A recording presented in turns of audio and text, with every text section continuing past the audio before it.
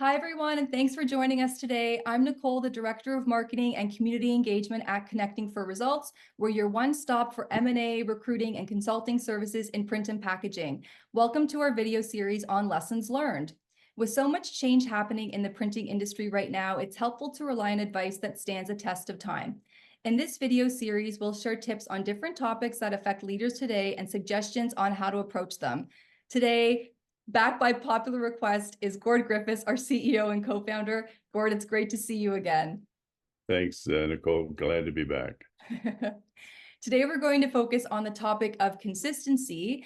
In our last video, we talked a little bit about sales innovation, but that there's also value in sticking with what works. Over the course of your career, you've experienced a number of changes in the industry, especially through technology. What would you say are some of the approaches you've relied on over the years? Okay. Well, many things have worked, and I keep working them. But one of the big things to me is to listen. And the reason you're given two ears and one mouth for a reason. And for example, in sales, how do you know what the person wants to buy until you listen to what they want to buy? And you can't sell there's no sense trying to sell something they don't want. So you really do need to listen to what they really want to buy. And often they don't really know themselves, but if you keep listening and keep having a conversation going, obviously the two of you are going to figure it out. Right. The other thing is to show up, be yourself, and be positive. Well, maybe even till this day, but I've been criticized in the past that people could read my face when perhaps I was stressed or had a lot on the mind. Mhm. And I'm trying to learn. I've learned, I think, not to show what's going on in the world with my face, but it teaches you that enthusiasm is contagious. And if you're happy, whether you're a salesperson or the leader of the company, if you're positive, it's amazing how the rest of the world will pick it up and be positive also. Right. The other thing I learned from actually, my wife was a salesperson, and Mhm. I'll never forget the day she told me that the sales process starts with the first no. And to many salespeople, the first no, it ends, right? And her attitude was she doesn't accept no. And that's when the sales process started with her. So that was a lesson I never forgot, and I've often talked about it. The other lesson I learned actually from another female, my mother, Mhm. was you never can be over prepared.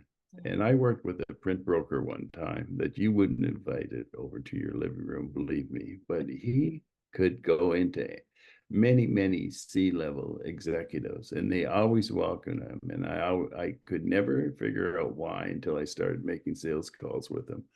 He never made a call without bringing a good idea about for their company or a good idea for their role.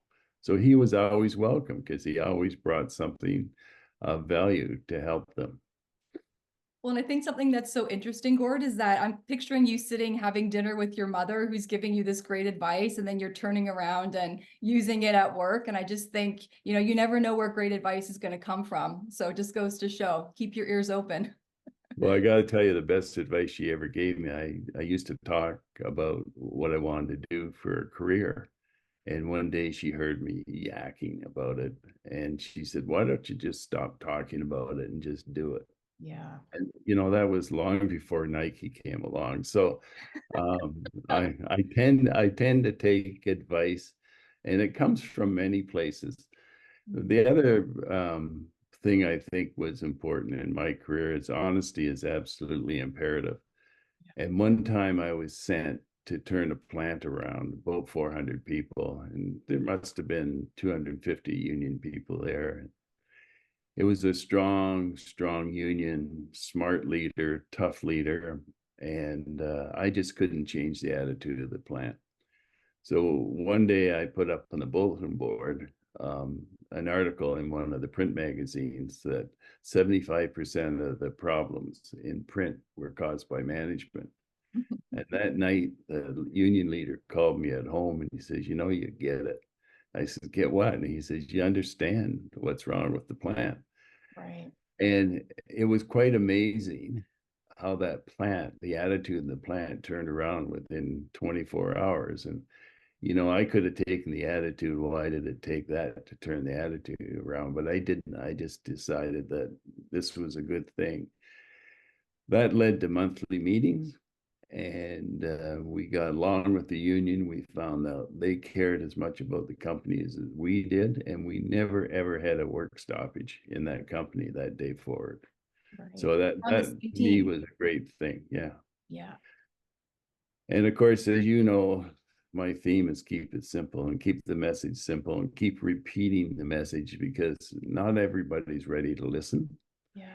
And eventually you could catch them when they're ready to listen. But it's also important to realize that maybe the person isn't as knowledgeable about the subject as you are, that you're presenting. And so I think it's important to gauge how knowledgeable a person should be, is, and make sure you tailor your conversation around that.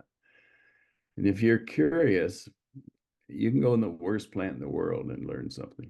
Uh, uh, there isn't a plant in the world you can't go in and find something that impresses you or is new to you. Right. Um, the other thing I think, and we don't do it enough, I don't know why we don't do it, but a simple thank you to your employees or your suppliers or your customers, even to your owners. I think it's important that you take the time, and as long as it's sincere, I think it's always well received, and it goes a long ways to build a team and make sure that you're recognizing that you're not doing it alone, you're doing it with other people. Right. Um, the other thing I think always worked with me was in sales, give me your toughest job, you know, like I'm out for the challenge, or words like what keeps you up at night. And if somebody says nothing keeps me up at night, you got to question that.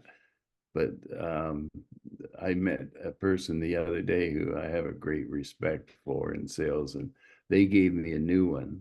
I haven't used it yet, but he claims that when things aren't going well on a presentation or he doesn't have the person's attention, he says, "Are you open-minded?"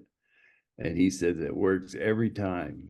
You continue on with the conversation, and that's all you can do on the sales side, is hope that you can keep the conversation going.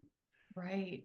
Well, Yeah. that's something very unexpected about, being asked if you're open-minded. People are probably used to being asked about their business, their company, some numbers, what they want to improve, but that just kind of stops somebody in their tracks. And one piece of advice that I've definitely learned from you that you've just mentioned is about keeping things simple. I've mentioned that before in our videos, but I think especially with marketing at CFR, sometimes I want to keep things kind of new and flashy and exciting, but that's not always necessary. It really is the consistency that helps people to, take in the messages and absorb it. So another Gord Griffiths great word of wisdom. Well, you know, when you think about that, are you open-minded? Who's going to say no? Yeah. No one wants to say no. No. No one wants to admit it. Yeah. Although we all have our moments, but Gord, thank you as always for sharing your insights. And I'm sure for those of you who are watching, you may want to replay this video just to make sure that you caught everything because there's so many gold nuggets there. So yeah, Gord, thank you again for sharing your wisdom today. You're welcome. But I was thinking, you know, we have so many interesting people at Connecting for Results that maybe people would find them even more interesting than I am. And uh, we should be sure that you meet everybody. You know what? I think that's a great idea. And I think great minds think alike.